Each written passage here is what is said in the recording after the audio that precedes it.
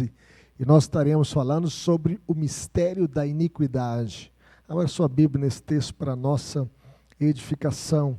Convido os irmãos a ler esse texto comigo e os irmãos que vão estar recebendo esta mensagem, que vocês possam também estar compartilhando com outras pessoas, com seus amigos, parentes, nas suas redes sociais, e você que também está acompanhando, que você possa convidar os seus familiares para estar acompanhando aí na sua sala, na sua televisão, no seu smartphone, no seu computador. Que Deus abençoe a sua vida e a sua família. Vamos colocar em pé mais uma vez e vamos ler esse texto para a nossa edificação. O mistério da iniquidade. Esse é o nosso tema desta noite. Diz assim: com efeito, o mistério da iniquidade já opera, e aguarda somente que seja afastado aquele que agora o detém.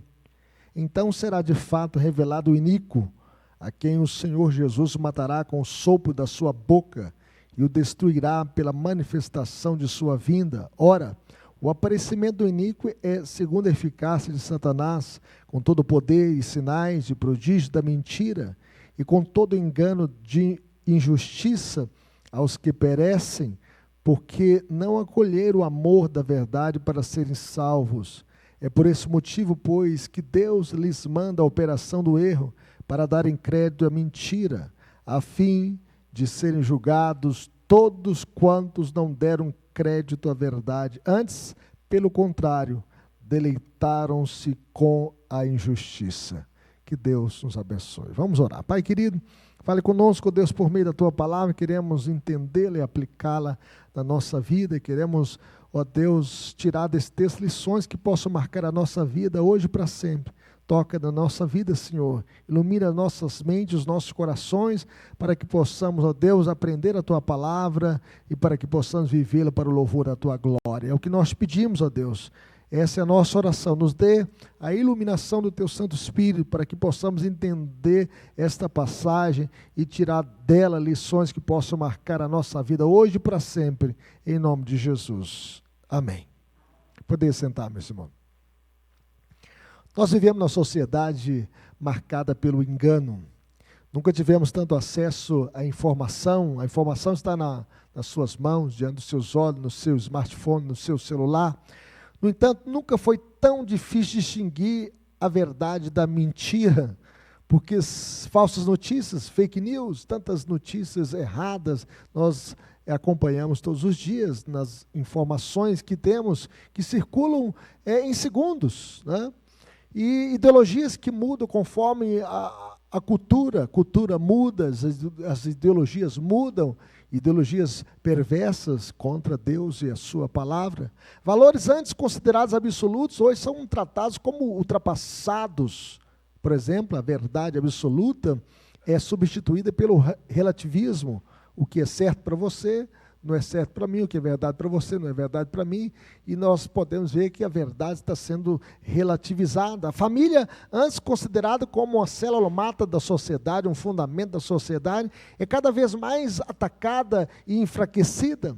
E até mesmo dentro da igreja surgem falsos mestres, pessoas que dizem dentro da igreja que a Bíblia precisa ser atualizada, evangelhos distorcidos, como o evangelho da teologia da prosperidade, promessas sedutoras, mas falsas.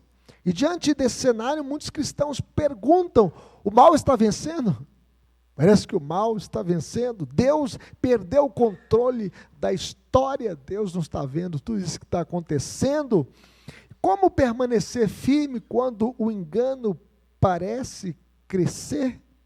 E essas eram exatamente as dúvidas da igreja de Tessalônica. Depois de ouvir que o dia do Senhor já havia chegado, alguns crentes ficaram profundamente perturbados, pessoas que estavam abandonando seus empregos, abandonando as suas atividades, porque, olha, se o Senhor vai voltar rapidamente, então vamos deixar as nossas atividades e vamos então aguardar a volta do Senhor. Então Paulo escreve para acalmar esses corações que estavam aflitos, gente que estava tonta, gente que estava desnorteada, gente que estava precisando de uma orientação. E ele mostra que antes da volta de Cristo haverá então intensa oposição, intensa perseguição ao evangelho, culminando na manifestação do anticristo. O que é o anticristo? O anti, né, é um prefixo que mostra aquele que é contra Cristo ou aquele que se coloca no lugar de Cristo, querendo ser adorado no lugar de Cristo. Então, o anticristo é aquele que é contra Cristo, o Cristo verdadeiro, e que se coloca no lugar do Cristo verdadeiro. Então, nós teremos a manifestação do homem da iniquidade. E Paulo ensina que o mistério da iniquidade já está em operação.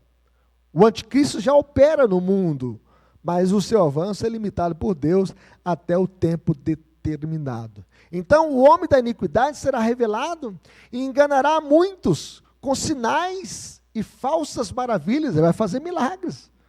Ele vai fazer atos miraculosos, portentosos, mas falsos. Então, os que rejeitam a verdade têm prazer na justiça, serão entregues ao engano e receberão o justo castigo de Deus, o justo julgamento de Deus. No entanto, Cristo destruirá o homem da iniquidade com o sopro da sua boca. Quando Jesus vier para buscar a sua igreja, ele vai matar o anticristo com o sopro da sua boca e vai assumir, então, o controle absoluto do mundo, né, sobre o mal, e o mal, então, será extinto, né, será vencido.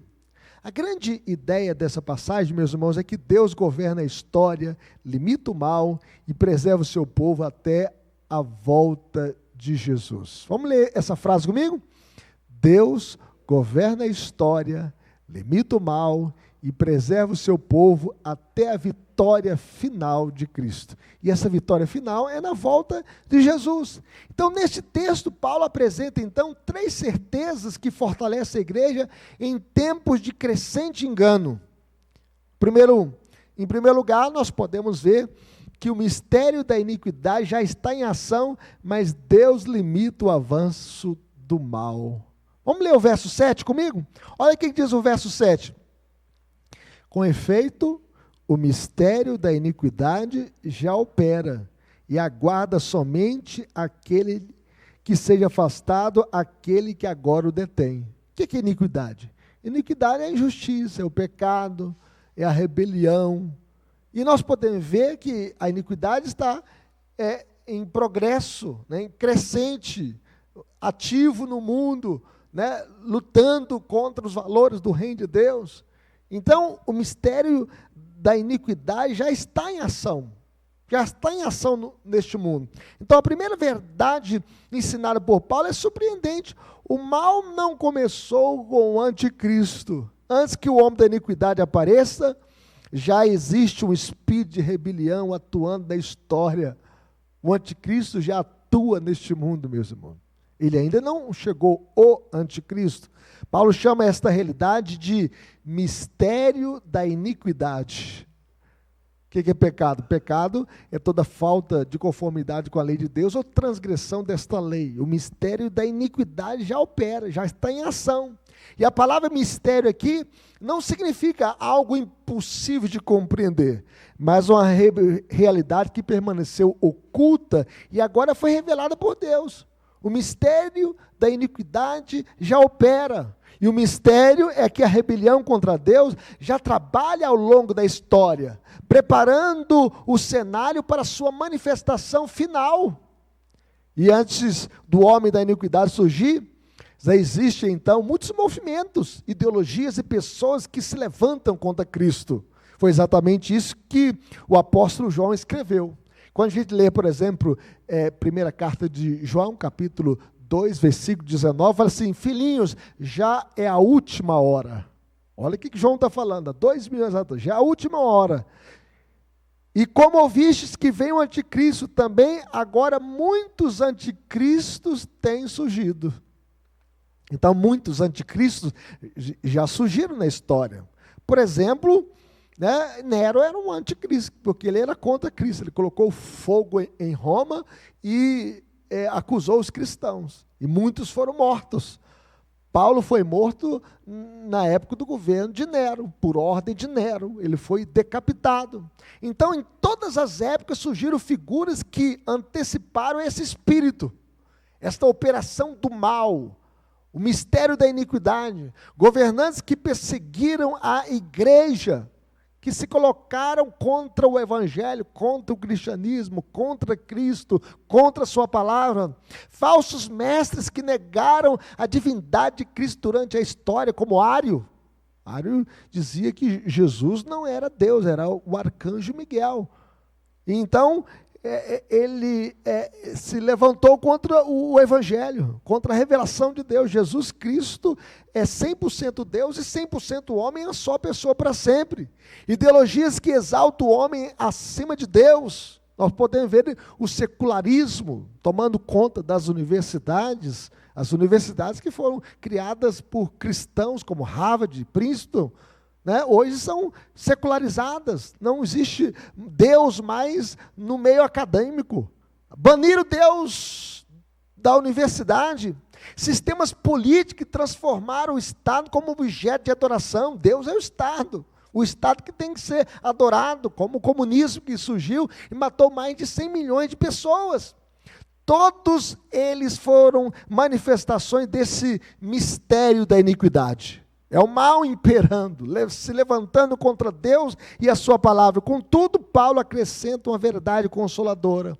Embora o mal esteja presente, ele ainda está sendo detido. Então, o anticristo ainda não surgiu. Existe um freio, existe um limite, existe uma barreira estabelecida pelo próprio Deus. Por isso ele ainda não se manifestou, o anticristo. E ao longo da história, muitas interpretações foram apresentadas sobre aquele que o detém. Quem é que detém? Alguns entenderam tratar-se do Espírito Santo. Por exemplo, aqueles que adotam o pré-milenismo histórico ou dispensacionalista acham que a igreja não vai passar pela grande tribulação, que a igreja não vai, quando o anticristo aparecer, a igreja foi arrebatada. E então teremos os 7 anos da grande tribulação. Mas isso é um equívoco, meus irmãos. A igreja vai enfrentar o mistério da iniquidade e também o anticristo. Então, alguns pensam, não, quando o Espírito Santo que está detendo, restringindo a chegada do anticristo. E quando a igreja foi arrebatada, o Espírito Santo sobe, e aí fica os 7 anos da grande tribulação, o judeu se converte. Mas como alguém vai se converter sem o Espírito Santo? Ninguém se converte sem o Espírito Santo, não. É o Espírito Santo que nos convence do pecado, da justiça e do juízo. Então nós podemos perceber que outros defenderam que seria o Império Romano que está impedindo a chegada do anticristo, mas o Império Romano já caiu no ano 476 da nossa era cristã. Outros sugeriam um poderoso anjo, à luz da visão lá de Daniel 10. Então, um anjo que está restringindo, impedindo a chegada do anticristo. Embora não possamos identificar com absoluta certeza quem é aquele que detém, uma verdade permanece incontestável, meus irmãos. O mal somente avança até onde Deus permite. O anticristo ainda não se manifestou porque ainda não é vontade de Deus. Deus é que está restringindo. Satanás nunca atua de maneira independente, ele continua sendo criatura. Deus é o Criador, Ele é soberano, Ele é todo-poderoso.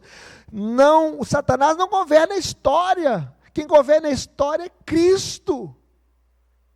Deus é quem governa a história, e isso aparece em toda a Escritura. Satanás precisou da permissão divina para tocar em Jó. Ele não foi tocando em Jó diretamente sem a permissão de Deus. Deus que permitiu que ele tocasse na sua família, tocasse nos seus bens, tocasse na sua saúde, mas não podia tirar a vida dele. Ele só foi até onde Deus permitiu. Faraó somente endureceu o seu coração até o ponto estabelecido por Deus. Deus endurecia, Deus amolecia o coração de Faraó. Os impérios da história surgiram e caíram conforme os decretos de Deus. O império do Egito caiu, O Império Babilônico caiu, o Império Medo-Persa caiu, o Império Macedônio caiu, o Império Romano caiu, todos os impérios humanos caem, mas o reino de Deus permanece para sempre. Então nós podemos perceber que o mesmo ocorrerá com o homem da iniquidade. Vai aparecer um grande líder político, religioso, vai ser a encarnação do mal, o filho da iniquidade, segundo a eficácia de Satanás. Ele surgirá apenas quando Deus permitir. Apenas. Como escreveu João Calvino, Satanás é como um cão preso por uma corrente. Então Satanás está na corrente de Deus. Ele só vai até onde Deus permitir. Ele pode latir e ameaçar, mas não pode ultrapassar os limites determinados por Deus. Satanás ruge, Satanás ameaça, Satanás engana, mas sua corrente permanece nas mãos de Deus. Deus continua detendo, a chegada do anticristo neste mundo, o homem da iniquidade. O mistério da iniquidade já opera, mas ainda não chegou o anticristo. Muitos anticristos têm surgido durante a história da igreja, mas o anticristo só vai se manifestar quando Deus tirar a restrição. Então, meus irmãos, não devemos interpretar o crescimento da maldade como sinal de que Deus perdeu o controle da história. Deus continua sentado sobre um alto e sublime trono e Ele continua governando todas as coisas. Ele controla até os cabelos da nossa cabeça. Até os cabelos da nossa cabeça estão contados. Ele controla até mesmo um pardal no ave, só cai com o consentimento divino. Ele controla todas as coisas. Não há uma molécula maverick neste mundo fora do controle de Deus. Deus controla todas as coisas. O Senhor continua dirigindo cada acontecimento da história. Louvado seja Deus. Mas em segundo lugar, meus irmãos, Cristo destruirá completamente o homem da iniquidade. Veja o que diz o verso 8, vamos ler comigo o verso 8? Vai aparecer: então será de fato revelado o iníquo, a quem o Senhor Jesus matará com o sopro de sua boca e o destruirá pela manifestação de sua vinda, de sua parousia, da sua manifestação. Então, depois de mostrar que Deus limita a ação do mal, Paulo volta os olhos da igreja para o fim da história. Quando Jesus vier, meus irmãos, Ele vai matar o anticristo com o sopro da sua boca. Ele não se detém descrevendo aqui detalhadamente o poder do anticristo. Seu objetivo é mostrar que o domínio do mal será breve, mas o reinado de Cristo será eterno. Jesus matará o anticristo com o sopro da sua boca. Enquanto muitos ficam fascinados com as profecias sobre o anticristo, Paulo concentra a nossa atenção na glória de Cristo. É isso que é importante. O Senhor Jesus disse: edificarei a minha igreja e as portas do inferno não prevalecerão contra ela. A Bíblia dedica muito mais espaço ao Salvador do que ao adversário. Tem igreja que exalta mais o poder de Satanás do que o poder de Cristo. Mais a luz das trevas do que a luz da glória de Cristo. Então nós podemos perceber que o personagem principal da história, que nunca é Satanás, é Jesus Cristo. E essa perspectiva muda completamente a nossa visão, o nosso modo de olhar o futuro. O cristão não vive assustado com o avanço das trevas. Nós não temos medo, meus irmãos, das trevas, porque nós temos a luz de Jesus. O cristão vive confiante na vitória certa de Jesus, na vitória de Jesus. Paulo afirma o seguinte: então será revelado o iníquo. O então aqui contrasta com agora do versículo anterior. E agora o mistério da iniquidade atua de maneira oculta. Naquele dia, porém, o mal se manifestará em sua forma mais intensa e personalizada. O espírito da rebelião dará lugar ao homem da iniquidade, um líder, um homem perverso, mau. Werner de Boom, ele fala o seguinte, que Satanás sempre desejou imitar Deus. Então, se Deus enviou o seu Filho ao mundo, Satanás também procurará apresentar aqui o seu representante. O homem da iniquidade é o filho de Satanás, meus irmãos. É o filho das trevas. É o filho do mal. É o homem da perversidade. O iníquo. O anticristo será, por assim dizer, a caricatura diabólica do verdadeiro Cristo. Vai ser uma caricatura diabólica. Enquanto Jesus veio para glorificar o Pai, o anticristo buscará glorificar a si mesmo. Ele quer exaltação. Ele quer a glória para ele. Enquanto Cristo conduz os homens à verdade, o anticristo os conduzirá ao engano, à falsidade, ao erro, ao pecado, à maldade. Enquanto Cristo dá a vida, o anticristo conduzirá milhões, multidões à perdição. Todavia, Paulo surpreende aqui os seus leitores ao mostrar como termina este domínio aparentemente invencível. O texto mostra aqui a quem o Senhor Jesus matará com o sopro da sua boca. Quando Jesus se manifestar na sua vinda, ele vai matar o anticristo com o sopro da sua boca. E a linguagem aqui, meus irmãos, é profundamente inspirada nas profecias messiânicas de Isaías.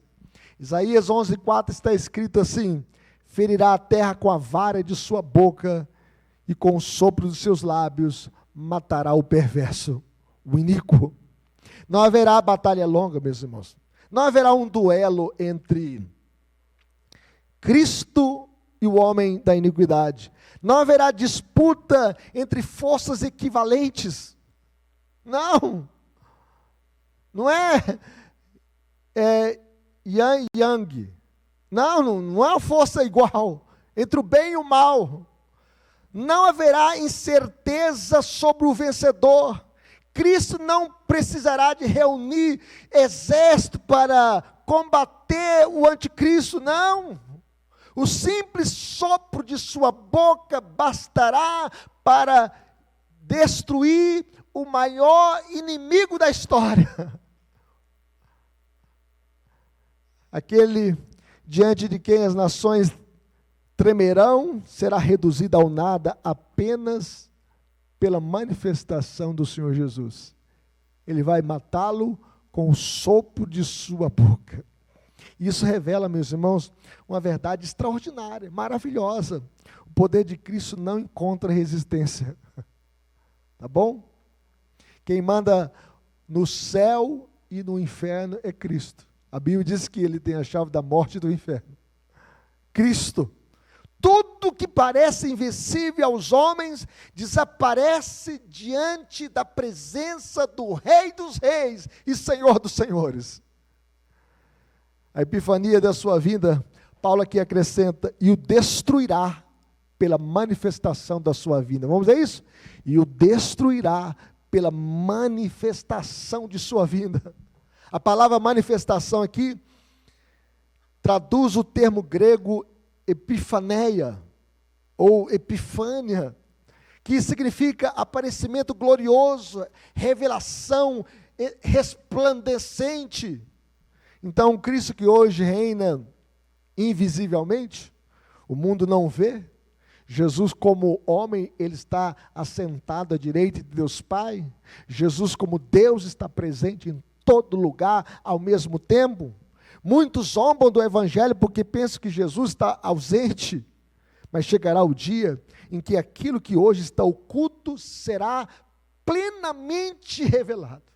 Jesus vai manifestar toda a glória dele, todo olho verá, todo joelho vai se dobrar diante dele, nos céus, na terra e debaixo da terra, e toda língua confessará que Jesus Cristo é Senhor para a glória de Deus Pai. Quando ele aparecer em glória, não apenas reunirá o seu povo. A Bíblia diz que os mortos em Cristo ressuscitarão primeiro, e nós, os vivos, seremos arrebatados para o encontro do Senhor nos ares.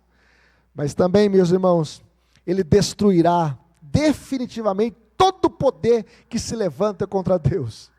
Todos vão se prostrar e confessar que Ele é Senhor, para a glória de Deus Pai. O triunfo de Jesus será público, todo olho verá, será completo, todo mal vai ser vencido, o seu triunfo vai ser definitivo. E aqui nós podemos ver o poder falso do anticristo. Paulo, entretanto, faz uma advertência importante. Antes de sua derrota, o anticristo impressionará o mundo. Veja o que diz o verso 9. Veja o que diz o verso 9. Vamos ler comigo? Ora, o aparecimento do iníquo é segundo a eficácia de Satanás, com todo o poder, sinais e prodígios da mentira. Veja bem que o termo eficácia aqui traduz a palavra grega energeia, onde vem nossa palavra energia, né? Indicando aqui uma atuação poderosa. O anticristo vai receber o poder de Satanás. E aqui nós podemos perceber que o anticristo não será apenas um grande líder político, nem somente um líder religioso. O seu poder será sustentado diretamente por Satanás. Segundo a eficácia de Satanás. O poder por trás dessas maravilhas aqui é o próprio diabo. O diabo também faz milagres, faz sinais, maravilhas, do engano, da mentira. Paulo utiliza aqui palavras, três palavras diferentes. Ele usa aqui poder, dínamos, em grego, que é uma demonstrações extraordinárias de força. Sinais, semeia, acontecimentos destinados a convencer as pessoas. E prodígios. Veja como Satanás é astuto, manifestações que provocam admiração e espanto. É como aquele João de Deus, né, que fazia aquela cirurgia, né? Depois descobri que o João é do diabo, né? Que ele abusava das mulheres, das pessoas que iam ali. E hoje está preso, respondendo pelos seus crimes. Contudo, meus irmãos, Paulo acrescenta uma expressão decisiva. Ele fala assim, da mentira. Então, olha, poder, sinais, prodígios da mentira, do engano. Os milagres não autenticarão a verdade. Então, esses milagres são instrumentos aqui de engano, para enganar as pessoas, os incautos, os desprevenidos. Jesus já havia advertido. Jesus já havia falado sobre isso. Veja o que diz Mateus 24, versículo 14. Abra sua Bíblia nesse texto aí. Mateus 24. Veja como Satanás é astuto, meu irmão. Como Satanás quer enganar as pessoas com sinais e maravilhas. Nem toda cura é cura de Deus, nem todo milagre é milagre de Deus. Pode ser uma obra de Satanás, para enganar as pessoas. Veja o que diz o verso, ou melhor, 24, desculpa. Mateus 24, 24. Vamos ler juntos? Porque surgirão o quê? Falsos cristos e falsos profetas, operando grandes sinais e prodígios para enganar, se possível, os próprios eleitos. Veja como Satanás, né, se apresenta como Cristo, fazendo milagres, falsos profetas, operando grandes sinais e prodígios para enganar as pessoas. Então a Bíblia nos ensina que nem todo fenômeno sobrenatural vem de Deus. Lembra dos magos do Egito? Pastor Rui pregou aqui sobre as maravilhas que Deus fez, as pragas, e os magos também fizeram. Fizeram aqueles milagres, até a praga do piolho. E aí eles descobriram que eles não puderam ir avante, porque aquilo era o dedo de Deus. Mas eles tentaram imitar os milagres que Moisés estava fazendo, na força do Senhor. E eles também, com as suas ciências ocultas, na força e na eficácia de Satanás, também fizeram milagres para enganar as pessoas. Então, desde os magos do Egito até as visões do Apocalipse, Satanás procura imitar a obra divina para seduzir os homens. O maior critério, meus irmãos, nunca será o espetáculo, o show, não é o show da fé. Nós devemos examinar tudo sempre à luz das Escrituras, sempre será a fidelidade às Escrituras. Nós vivemos numa época fascinada pelo extraordinário, pelo espetacular, pelo fascínio dos milagres e prodígios. Muitos avaliam igrejas, pregadores e movimentos apenas pelo número de milagres, manifestações ou experiências emocionantes. Entretanto, Paulo nos lembra que o diabo também sabe impressionar. Sabe ludibriar as pessoas, sabe fazer milagres para enganar as pessoas. Nem tudo que emociona vem do Espírito Santo. A verdade sempre deve prevalecer sobre a experiência. Devemos sempre examinar o fenômeno sobrenatural à luz da palavra de Deus. Já viram aquela estátua que chora? Aí as pessoas iam, para o monte, ao pé daquela estátua, chorar aos pés dela, porque ela estava chorando. Já viu aquela estátua que soltava até lágrimas de sangue? Né? Aí teve uma estátua assim, que começou a chorar. Né? Aí foram examinar a estátua. Aí descobriram que o padre tinha uma bombinha que ele bombeava assim, a estátua chorava. Só para enganar as pessoas, para ludibriar as pessoas. As imagens têm boca e não fala, tem olhos e não vê, tem mãos não apalpa, tem pés não anda, e som nenhum sai da garganta. E outra coisa, mesmo se essa imagem fizer milagre, e você adorá-la, você está praticando a idolatria, porque a Bíblia diz, não terás outros deuses de mim, não farás para ti mais escultura, nem semelhança que é em cima no céu, nem embaixo na terra, nem nas águas debaixo da terra. Então, meus irmãos, nós devemos avaliar toda a mensagem pela palavra de Deus. Nem todo sucesso, milagre ou manifestação espiritual possui origem divina. Nós devemos examinar tudo à luz da palavra de Deus. O verdadeiro teste continua sendo a fidelidade às Escrituras, se está de acordo com a palavra de Deus. Mas em terceiro e último lugar, meus irmãos, somente aqueles que amam a verdade permanecerão firmes até o fim. Veja o que diz o verso 10. Vamos ler comigo? E com todo engano de injustiça os que perecem, porque não acolheram o amor da verdade para serem salvos. Depois de mostrar que Deus limita o avanço do mal e que Cristo destruirá definitivamente o homem da iniquidade, Paulo responde à pergunta inevitável: por que tantas pessoas serão enganadas? Por que tantas pessoas serão ludibriadas? Não será porque Satanás é mais poderoso do que Deus, porque Deus é muito mais poderoso do que Satanás. Não será porque o anticristo será irresistível, não, ele pode ser resistido. Não será porque lhes faltaram evidência da verdade. Será, meus irmãos, porque rejeitaram deliberadamente a verdade do Evangelho. O maior problema do ser humano nunca foi intelectual. O maior problema do ser humano sempre foi espiritual, porque as pessoas estão cegas. O coração humano prefere as trevas à luz. Por isso, quando o anticristo aparecer, milhões o seguirão espontaneamente, porque as pessoas não acolheram o amor da verdade para serem salvas. Paulo declara, porque não acolheram o amor da verdade para serem salvos. Observe que ele não diz simplesmente que essas pessoas não conheceram a verdade. Eles conheceram a verdade. Também não afirma que nunca ouviram o Evangelho. Eles ouviram o Evangelho. O problema foi outro. Eles não amaram a verdade. Não basta apenas ouvir o Evangelho. Não basta apenas ouvir a verdade. É preciso amar a verdade. Eles não amaram a verdade. A expressão aqui, amor da verdade, vai muito além do conhecimento intelectual. Na Bíblia, meus irmãos, conhecer e amar caminham juntos. Nós devemos conhecer e amar.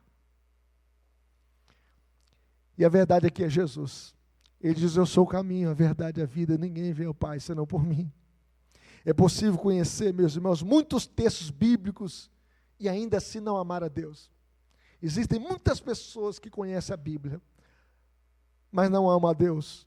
Os escribas, por exemplo, eles conheciam profundamente as Escrituras. Eles eram doutores da lei. Os fariseus eram especialistas na lei. Contudo, rejeitaram o próprio Messias. Jesus veio para o que era seu e os seus não o receberam. É como aqueles que foram criados no Evangelho, os pais crentes, piedosos, que amam a Deus, que amam a igreja, que amam a palavra de Deus. E esses que nasceram num berço cristão, abandonaram a fé, abandonaram a Cristo, rejeitaram o Evangelho, conhecem o Evangelho, mas não amam o Evangelho. Então, por quê? Porque preferiram seus interesses ao senhorio de Cristo. Jesus declarou aos líderes religiosos: examinai as Escrituras, porque julgais ter nelas a vida eterna, e são as mesmas que testificam de mim. Contudo, não quereis vir a mim para terdes vida. Então não basta conhecer as Escrituras, nós devemos obedecê-las e amar a Cristo. O problema nunca foi falta de conhecimento, de informação, foi falta de submissão, de obediência, de entrega a Cristo, de amar a Cristo, de amar a verdade. Na linguagem bíblica, meus irmãos, amar a verdade significa amar o próprio Cristo. Ele declarou que Ele era o caminho, a verdade e a vida. Amar a verdade é amar a Cristo. Você ama Jesus? De todo o seu coração? Você ama a verdade de Cristo? Seguir a Cristo, seguir a verdade é seguir a Cristo. Rejeitar a verdade é rejeitar o próprio Cristo. Não existe neutralidade. Não tem assim, negócio de, eu estou em cima do muro, ainda não me decidi. A indecisão é a decisão de não decidir. O juízo de Deus sobre quem rejeita a verdade, meus irmãos, virá. Veja que Paulo continua dizendo aí no verso 11. Veja o que diz o verso 11. É por esse motivo, pois, que Deus lhes manda a operação do erro para dar o quê? Crédito à mentira. Ah, você não quer a verdade, não? Então Deus manda a operação do erro. Você não quer Cristo, não? Então Deus deixa você seguir o seu coração. Quem não quer Jesus, meus irmãos, vai ter Satanás na sua vida. Não tem jeito. Ou você tem Jesus, ou você caminha com as trevas. Este é um dos textos mais difíceis de interpretar e um dos mais importantes da escatologia bíblica. À primeira vista parece estranho, né? Como Deus pode enviar a operação do erro?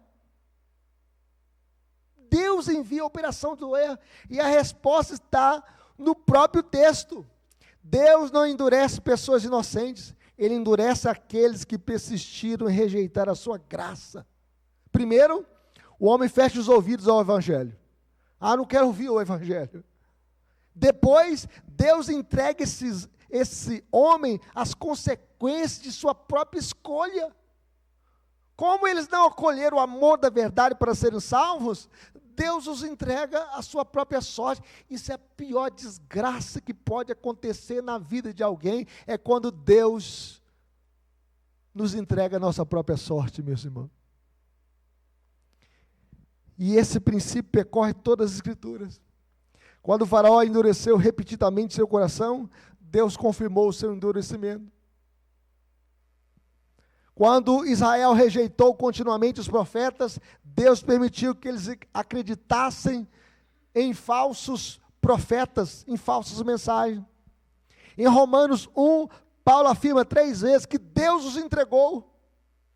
O texto que diz que Deus entregou a imundícia para desonrar o seu corpo entre si.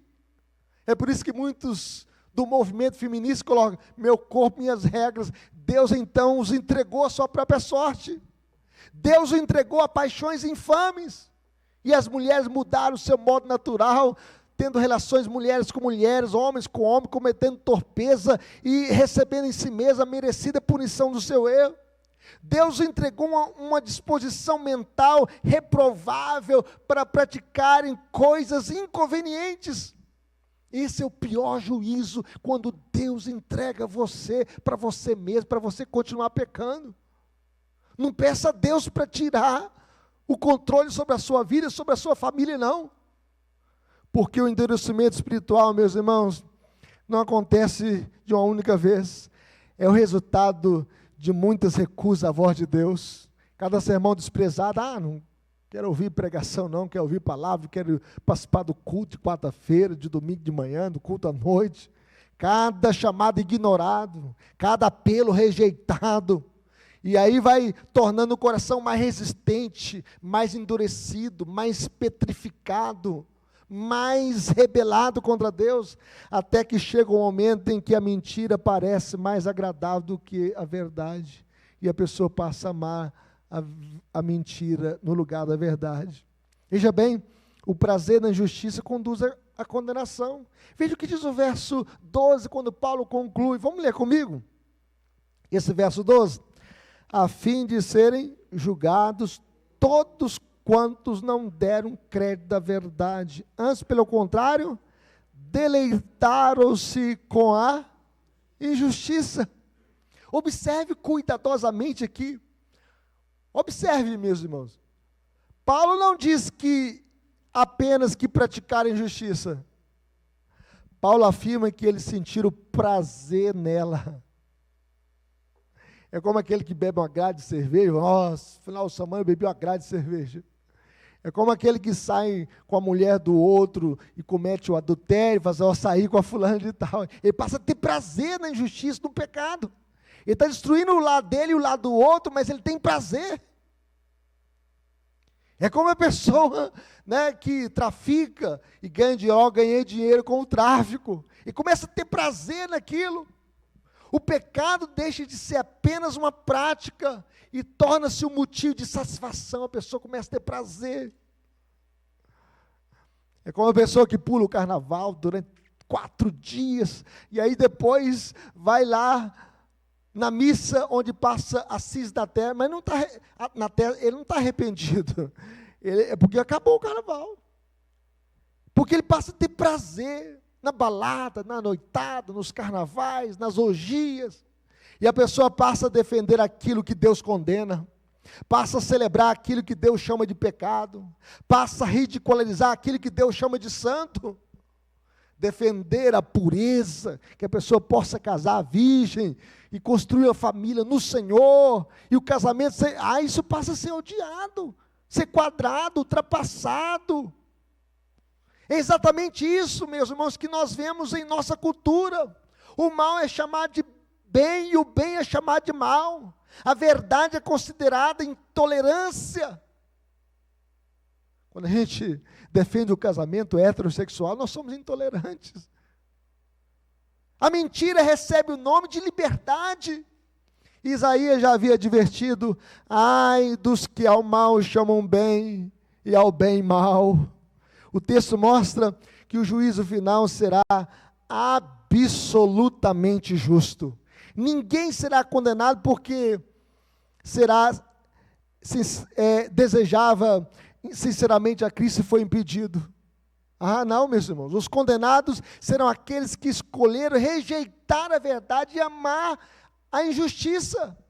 Esses serão condenados, como declarou o próprio Jesus. A condenação é esta, que a luz veio ao mundo e os homens amaram mais as trevas do que a luz. Já pensou? Jesus veio ao mundo, Ele trouxe a luz ao mundo e as pessoas rejeitaram a Cristo, rejeitaram a sua palavra, rejeitaram a sua verdade e amaram a injustiça. Concluindo, meus irmãos, Paulo não quer alimentar a nossa curiosidade sobre o anticristo. Nós sabemos que ele será um grande líder da perversidade, da maldade, chamado o homem da iniquidade, o iníquo. Ele quer fortalecer a nossa confiança na soberania de Deus. O mal já está em ação. Nós temos muitos anticristos neste mundo, mas Deus continua no controle. O homem da iniquidade terá um tempo limitado, mas Cristo o destruirá na sua vinda gloriosa e poderosa. O maior perigo, meus irmãos, é o engano espiritual. Não seja enganado. Leia sempre a sua vida à luz da palavra de Deus. Ore sempre a Deus, porque quem rejeita a verdade abraça a mentira. Quem ama a verdade permanece firme. A nossa esperança não está em descobrir o anticristo, mas está em conhecer mais e mais a Cristo, conhecer mais e mais a sua palavra. Jesus reina hoje, Jesus voltará, e Jesus vencerá definitivamente todo o mal, e vai matar o anticristo com o sopro da sua boca. Como viveremos, meus irmãos? Em primeiro lugar, permaneceremos firmes na verdade da palavra de Deus. Que nós possamos permanecer firmes na palavra do Senhor.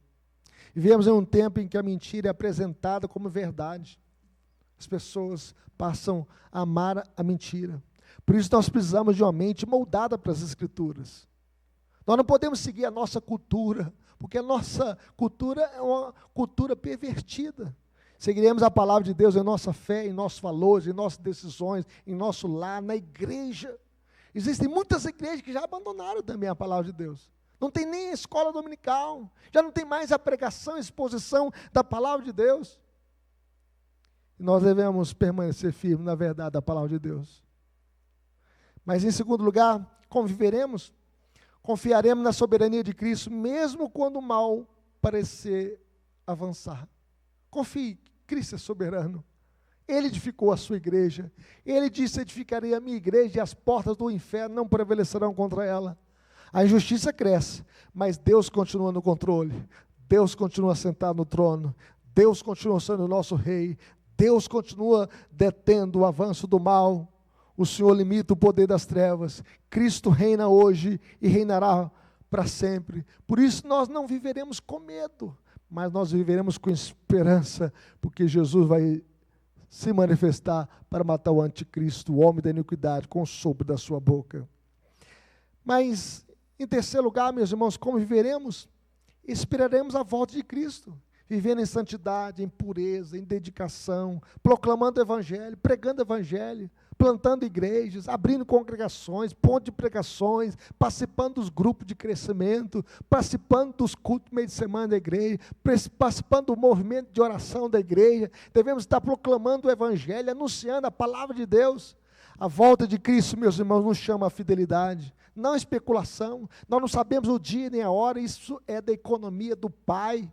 Nós esperaremos o nosso Rei em santidade, tendo uma vida santa, dedicada, perseverando na fé, anunciando o evangelho, pregando o evangelho. Como diz o apóstolo Paulo: eis que não me envergonho do evangelho, porque o evangelho é o poder de Deus para a salvação de todo aquele que crê, primeiro do judeu, também do grego, visto que a justiça de Deus se revela no evangelho, como está escrito: o justo viverá pela fé.